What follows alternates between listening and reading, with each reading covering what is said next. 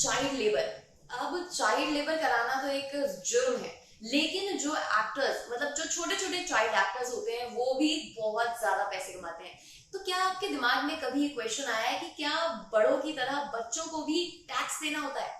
अगर आया है तो इसका जवाब लेकर हम आपके सामने आए हैं। सरकार ने बाल श्रम को यानी कि child labour prohibition and regulation act 1986 के अंतर्गत प्रतिबंधित कर रखा है। फिर भी नाबालिगों पर इनकम टैक्स के नियम प्रभावी हैं। इनकम टैक्स एक्ट 1961 की धारा 61(1)(a) के अनुसार नाबालिगों को मिलने वाले सभी पैसे आयकर के दायरे में आते हैं। नाबालिगों के नाम से किए गए निवेश, बचत खाता, फिक्स डिपॉजिट आदि पर टैक्स लगता है। फिल्म और विज्ञापन में काम करने वाले बाल कलाकारों की सैलरी पर भी टैक्स लगता है। तो आखिरकार कब लगता है नाबालिगों पर इनकम टैक्स? 18 वर्ष से कम उम्र वाले कोई बच्चा अगर महीने में 1500 रुपए से कम कमाता है तो उस पर टैक्स बिल्कुल नहीं लगता। अगर महीने में 1500 रुपए से ज्यादा की आय है तो उस पर टैक्स लगेगा। नाबालिगों की आय पर कैसे लग सकता है टैक्स?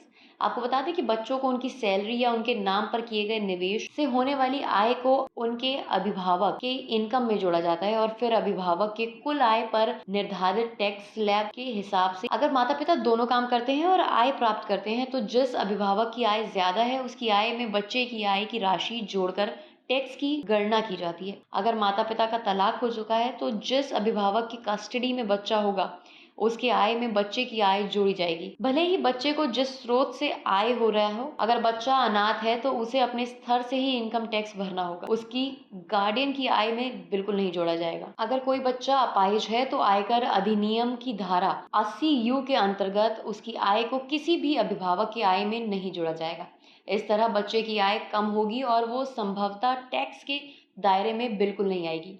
किसी भी नाबालिग को अपाहिज की श्रेणी में तब माना जाता है जब उसमें किसी मानसिक बीमारी, शारीरिक बीमारी, बहरापन, आंख की कमजोरी रोशनी, अंधापन 40% से ज्यादा हो। तो देखा आप लोगों ने कि बच्चों को भी टैक्स देना पड़ता है। अब इस बारे में आपकी क्या राय है? आपको ये सही रूल लगा या गलत, वो हमें कमेंट सेक्शन में बताना ना भूलें। और ऐसी ही तमाम वीडियोस के लिए देखते रहें इंडिया समाचार 27।